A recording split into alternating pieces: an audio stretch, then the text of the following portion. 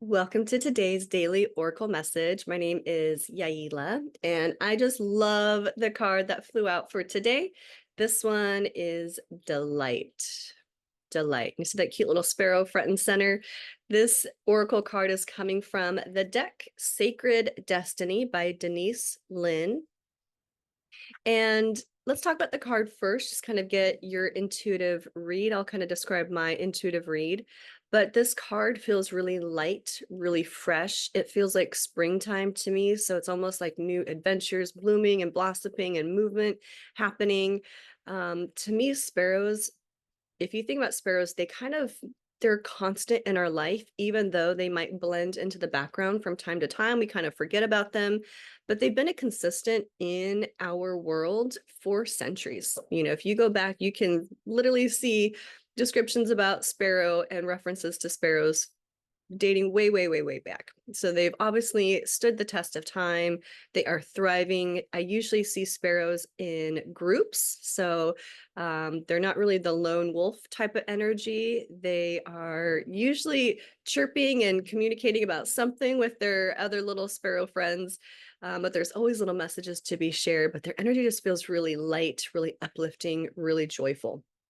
And what I love about sparrows too, since they have been around for centuries, what can happen is we're just so used to them being there that we don't always remember to pay attention to sparrows. They're just kind of doing their thing, ready, in the world. And it's only when we choose to focus on them, recognize them, that we can actually connect to that energy as well. And I'll talk about why that's sticking out in my mind in just a moment. But from the guidebook, which of course you can find all the information about guidebooks and things in the description below. But the guidebook just talks about sparrows gain their power from its numbers. In clusters, sparrows eat and forage, and predators are distracted and deterred, even intimidated by their numbers.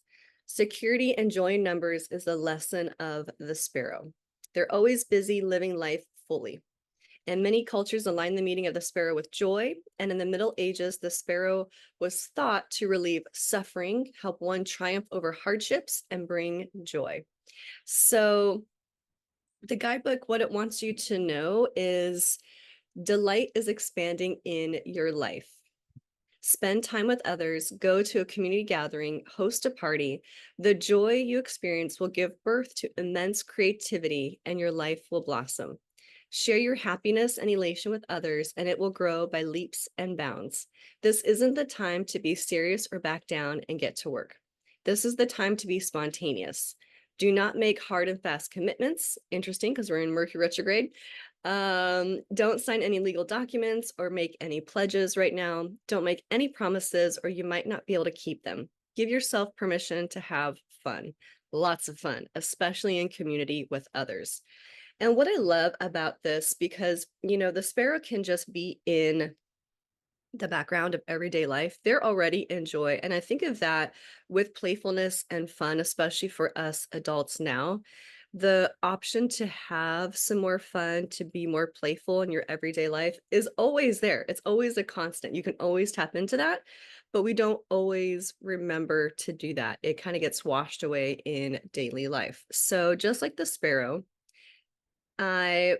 if you're seeing this message, I would say if you happen to recognize a sparrow in your world around the next couple of days, or, when you're seeing this message, it's just that little wink from the universe to remember to reconnect back to your joy and have fun.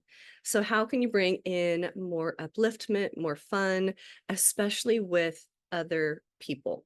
In your community, how can you connect with others? How can you have more fun? And if you're not sure how to do it with others, how can you start that for yourself? Even just a little bit of joy will get the gears turning towards a lot more delight and upliftment. So that is today's Oracle message.